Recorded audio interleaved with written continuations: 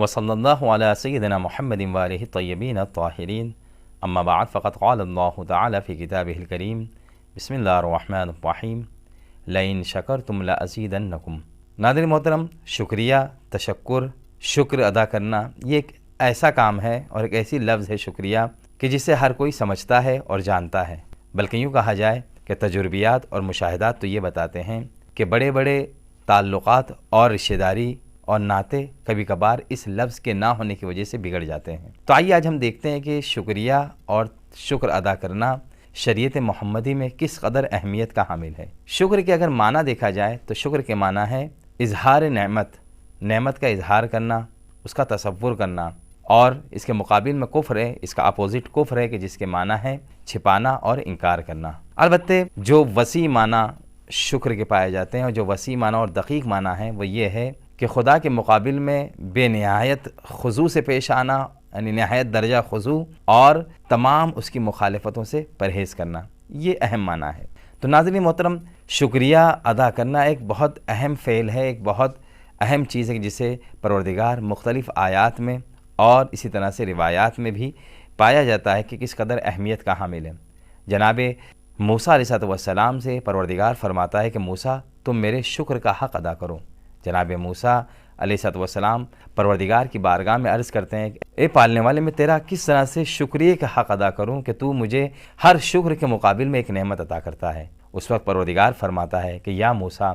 الان شکرتنی حین علمت ان ذلک منی، کہ موسیٰ اب کیونکہ تو نے یہ جان لیا کہ یہ نعمت میری طرف سے ہے، تو نے شکریہ کا حق ادا کیا ہے۔ یعنی یہ اعتراف کرنا جناب موسیٰ کا یہ خود ایک شکر ہے پروردگار کے نزدیک۔ یہ حضرت امام حسین علیہ السلام کا وہ مشہور جملہ جو دعائے عرفہ میں ہم اور آپ پڑھتے ہیں کہ لو حاولت واجتہدت مد العثار والاحقاب امرتها ان اودی شکر واحدۃ من انعمک ما استطعت ذلک، کہ پروردگار اگر میں کوشش کروں اور زندگی بھر بیٹھ کے تیرا شکریہ ادا کرنا چاہوں تو میں تیری دی ہوئی نعمتوں کا ایک نعمت کا بھی شکریہ ادا نہیں کر سکتا۔ تو ناظرین محترم، شکر ایک بہت اہم مسئلہ ہے کہ جسے دو مرحلوں میں بیان کیا جاتا ہے، ایک شکر خالق، تو دوسرا اس کی جو مخلوق ہے شکر مخلوق یعنی شکر خلق۔ شکر خالق یعنی پروردگار کا شکر ادا کرنا، اور دوسرا پروردگار کی مخلوق کا شکریہ ادا کرنا۔ جس طرح سے ہم اور آپ عقلی طور پر اس چیز کو سمجھتے ہیں کہ اگر کوئی ہمیں کوئی نعمت دیتا ہے، کوئی چیز عطا کرتا ہے، تو ہم پر واجب ہم سمجھتے ہیں کہ ہم اس کا شکریہ ادا کریں۔ اسی طرح سے پروردگار، وہ خالق، وہ پروردگار کہ جس کی نعمتوں کو ہم گرچہ اس کی نعمتوں کو ہم نہیں گن سکتے اور اس کا شکریہ بھی ادا نہیں کر سکتے، لیکن یہ شکریہ نہ کر پانے کا اعتراف کرنا خود ایک شکریہ ہے۔ اس شکریہ ادا کرنے کا فائدہ بھی ہماری طرف ہی پلٹتا ہے کہ جیسا کہ پروردگار قرآن مجید میں ارشاد فرماتا ہے کہ لئن شکرتم لازیدنکم ولئن کفرتم ان عذابی لشدید، اگر تم میرا شکر ادا کرو گے تو میں تمہاری نعمتوں میں اضافہ کروں گا، لیکن اگر تم میرا کفر کرو گے، میرا انکار کرو گے، میری نعمتوں کا انکار کرو گے تو میرا عذاب بہت سخت اور شدید ہے۔ یا ایک اور جگہ پروردگار فرماتا ہے کہ اگر تم شکر کرتے ہو تو اپنے آپ کے لیے شکر کرتے ہو، اور اگر تم کفر کرتے ہو، پروردگار کا کفر کرتے ہو، اس کا انکار کرتے ہو، اس کی نعمتوں کا انکار کرتے ہو، تو بے شک جان لو کہ پروردگار ایک ایسا رب ہے کہ جو کریم بھی ہے اور غنی بھی، بے نیاز ہے، اسی کسی چیز کی ضرورت نہیں ہے۔ پروردگار ایک اور جگہ قرآن مجید میں ارشاد فرماتا ہے کہ انہ کان عبد شکورا، کہ بے شک وہ اللہ کا شکر گزار بندہ تھا۔ تو ناظرین محترم، اس طرح سے بہت ساری آیتیں قرآن مجید میں پائی جاتی ہیں اور اسی طرح سے روایتیں بھی پائی جاتی ہیں کہ شکر ہمیں کس طرح سے ادا کرنا ہے۔ تو شکر کے علماء اخلاق اور کتابوں میں 3 طرح کی قسمیں بیان کی گئی ہیں۔ پہلا شکر قلبی، کہ انسان اپنے دل سے شکریہ ادا کریں۔ دل سے شکر ادا کرنا یعنی نعمت کو سوچ کر دل میں اس کا تصور کر کے اظہار خوشی کرنا، خوش ہونا، یہ تصور کرنا نعمتوں کا، یہ خود ایک شکر ہے۔ دوسرا شکر لسانی ہے کہ انسان اپنی زبان سے شکریہ ادا کریں، جیسا کہ روایتوں میں بھی ملتا ہے کہ ایک دن امام جعفر صادق علیہ السلام جب مسجد سے باہر تشریف لاتے ہیں تو آپ کی سواری وہاں موجود نہیں ہوتی، وہاں دکھائی نہیں دیتی، تو آپ پروردگار سے عہد کہتے پروردگار اگر میری سواری تو نے واپس پلٹا دی تو میں تیرا شکر ادا کروں گا۔ جیسے ہی مولا امام جعفر صادق علیہ السلام اس جملے کو کہتے ہیں، کیا دیکھتے ہیں کہ آپ کی سواری مل جاتی ہے، آپ کی سواری لے کر کوئی آتا ہے، تو ایک شخص جو اس چیز کو سنتا ہے وہ امام جعفر صادق علیہ السلام پر اعتراض کرتا ہے اور کہتا ہے کہ مولا آپ نے شکریہ ادا نہیں کہا، شکریہ ادا نہیں کیا، تو آپ فرماتے ہیں الم تسمعنی، فقلت الحمدللہ، کیا تم نے نہیں سنا کہ میں نے الحمدللہ کہا؟ یعنی جب امام جعفر صادق علیہ السلام کی سواری واپس مل گئی تو آپ نے پروردگار کا شکریہ زبان سے کیا کہ الحمدللہ، کہ ساری تعریفیں اللہ کے لیے ہیں۔ تو یہ ہے شکر لسانی۔ یا اسی طرح سے امام جعفر صادق علیہ السلام اور امام باقر علیہ السلام سے یہ روایت پائی جاتی ہے کہ جناب نوح علیہ السلام ایک دعا کو پڑھتے تھے، اللہم انی اشہدک انما اصبح وامسی بی من نعمت فی دین و دنیا فمنک وحدک لا شریک لک لک الحمد والشکر بہا علی حین ترضی بعد الرضا۔ یعنی جناب نوح علیہ السلام اس دعا کو صبح شام پڑھتے تھے اور کہتے تھے کہ پروردگار میں گواہی دیتا ہوں کہ صبح شام جو نعمتیں مجھ پر آ رہی ہیں، جو مجھے مل رہی ہیں، چاہے وہ دین کے سلسلے سے ہو یا دنیا کے سلسلے سے ہو، وہ تیری ہی طرف سے ہے، اور تو وحدہ لا شریک ہے، مجھ پر تیری حمد اور تیرا شکر واجب ہے، تیرے یہاں تک کہ تو راضی ہو جائے اور راضی کے ہونے کے بعد بھی پھر راضی ہو جائے۔ یعنی جناب نوح علیہ السلام اس طرح سے اپنی زبان سے پروردگار کا شکریہ ادا کرتے تھے۔ تو ناظرین محترم، یہ شکر لسانی تھا، شکر زبانی تھا کہ کس طرح سے جناب نوح علیہ السلام پروردگار کا شکریہ ادا کرتے تھے، جن کے لیے پروردگار نے کہا انہ کان عبدا شکورا۔ البتہ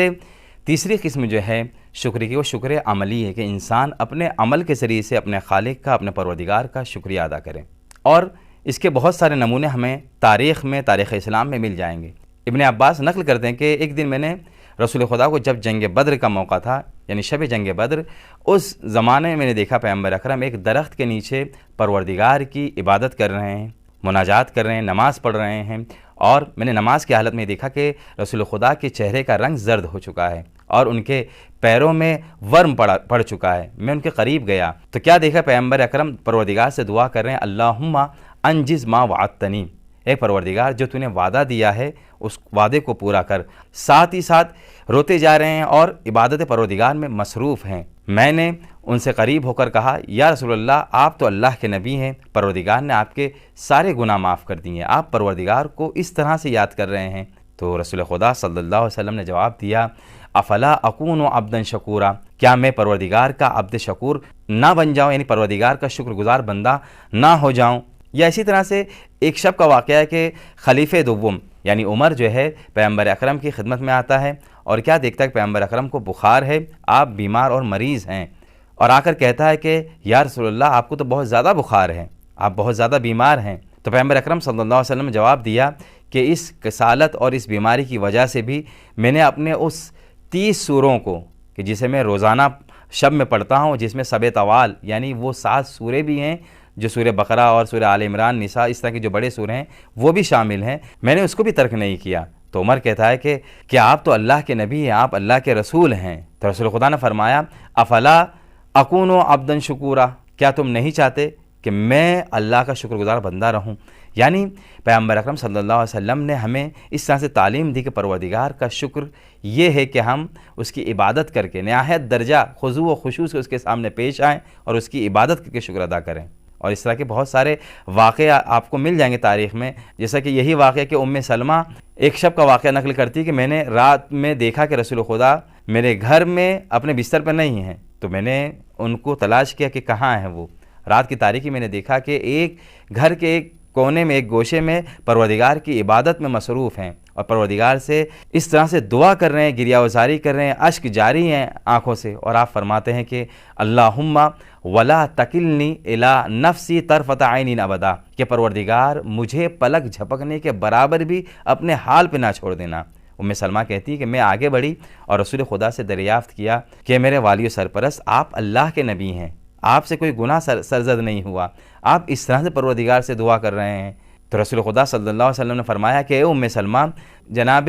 یونس علیہ السلام کو پروردگار نے صرف ایک لمحے کے لیے اپنے حال پہ چھوڑ دیا، کہ جس کے بعد آپ ان آلام و مصائب میں گرفتار ہوئے، یعنی وہ واقعہ جو مچھلی کے پیٹ میں آپ گئے اور آپ نے اس مصیبت کو پروردگار کی طرف سے برداشت کیا۔ البتہ اسی طرح کا جملہ امام جعفر صادق علیہ السلام سے بھی ملتا ہے کہ جب ابن ابی یافور جی سے نقل کرتا ہے کہ میں نے ایک دن امام جعفر صادق علیہ السلام کو دیکھا کہ آپ پروردگار کی عبادت میں مصروف ہیں، مشغول ہیں۔ آپ نے اپنے دونوں ہاتھوں کو اٹھا کر آسمان کی طرف اس طرح سے دعا کر رہے ہیں کہ جبکہ آپ کے آنکھوں سے اشک جاری ہے، آپ کی داڑھی اشک سے بھیگ چکی ہے، اور آپ پروردگار کی بارگاہ میں ہاتھوں کو پھیلا کر یہ دعا کر رہے ہیں کہ آپ یہ دعا فرما رہے ہیں کہ ربی لا تکلنی الی نفسی طرفۃ عین ابدا لا اقل من ذلک ولا اکثر، کہ پروردگار مجھے تو ایک پلک جھپکنے کے برابر بھی اپنے حال پہ نہ چھوڑنا، نہ اس سے کم نہ اس سے زیادہ۔ ابن ابی یافور کہتا ہے کہ میں نے چھٹے امام سے پوچھا کہ ابن رسول اللہ آپ اس طرح سے مناجات کر رہے ہیں پروردگار سے؟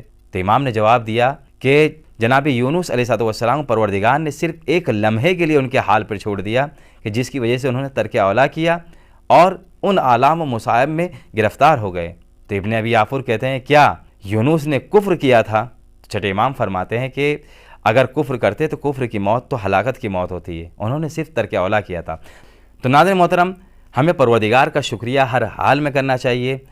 اس لیے کہ اس شکریہ ادا کرنے کا فائدہ بھی ہماری طرف پلٹتا ہے، اس لیے کہ جب ہم اس کا شکریہ ادا کریں گے تو پروردگار ہماری نعمتوں میں اور زیادہ اضافہ کرے گا۔ لہذا شکریہ ادا کرنے کے 3 طریقے آپ کے سامنے بیان کیے۔ پہلا طریقہ یہ کہ انسان اپنے قلب کے ذریعے سے پروردگار کا شکریہ ادا کرے، یعنی اس کی نعمتوں کا تصور کرے۔ دوسرا یہ کہ انسان اپنی زبان کے ذریعے سے پروردگار کا شکریہ ادا کرے کہ جو معصومین علیہ السلام نے ہمیں دعائیں بتائی ہیں، اور جس طرح سے الحمدللہ وغیرہ کہنا۔ اور تیسرا جو طریقہ ہے شکریہ ادا کرنے کا وہ یہ کہ انسان اپنے عمل کے ذریعے سے پروردگار کا، اپنے خالق کا شکریہ ادا کرے، یعنی پروردگار کی ہم خضوع و خشوع کے ساتھ عبادت کر کے، نمازیں پڑھ کر اس کا شکریہ ادا کریں۔ والسلام علیکم ورحمۃ اللہ وبرکاتہ۔